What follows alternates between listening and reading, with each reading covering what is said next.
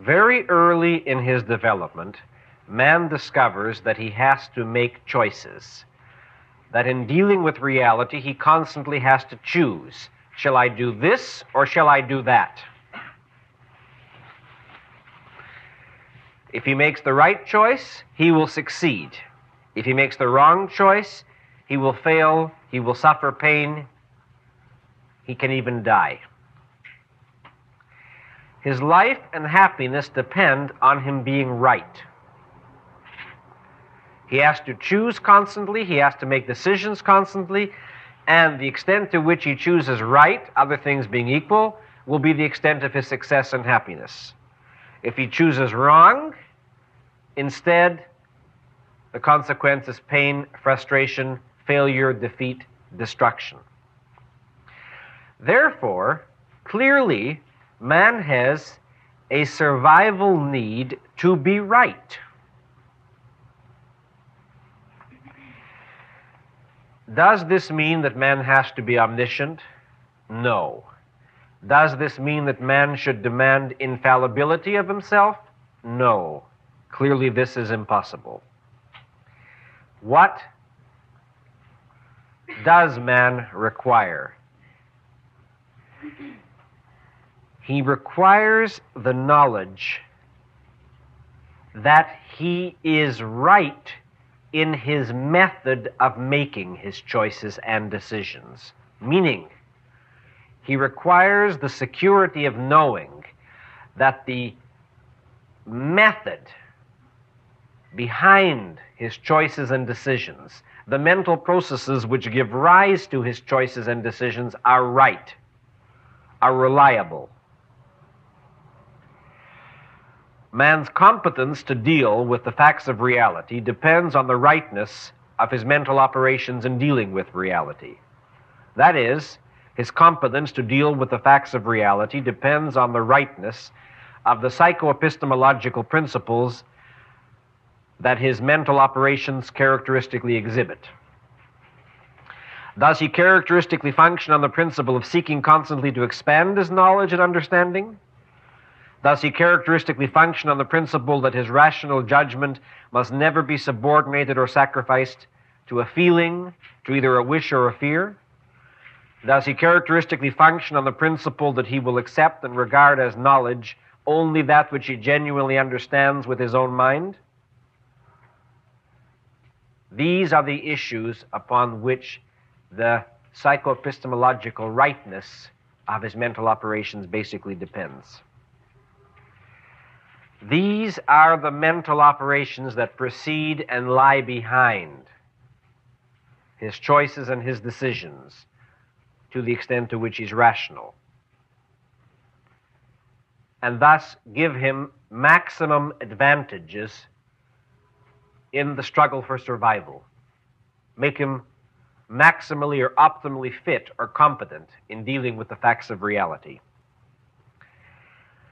But the rightness of his psychoepistemology, the rightness of the mental operations that characterize his method of dealing with the facts of reality are not automatic.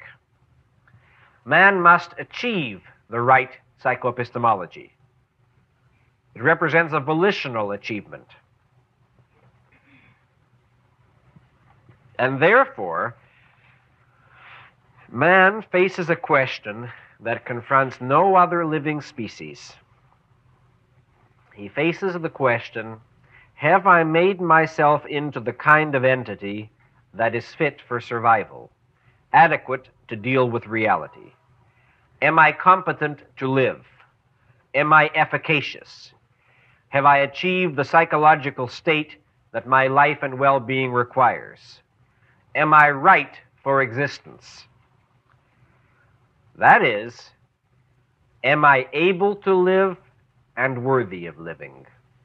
Am I able to live and worthy of living? That is the basic question that man faces.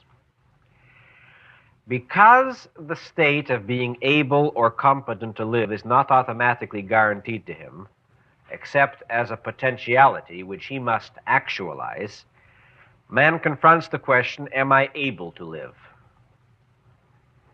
And because the state of being competent to live must be achieved by him volitionally, man confronts the question, am I worthy of living? Have I done that which my life requires? His need of the certainty that he is able to live and worthy of living is man's need of self-esteem. Why is self-esteem, that is, the conviction that one is able to live and worthy of living, a basic psychological need? It is because efficacy is a matter of life and death to man. His life depends on his ability to deal with reality, to know what to do. It is in the nature of a consciousness that the collapse of its efficacy is the ultimate horror, a horror no other catastrophe could match. Man's deepest fear is not of dying, but of being unfit to live. In order to act, man needs the conviction that he knows what he's doing, that he's able to act, competent to judge, competent to decide.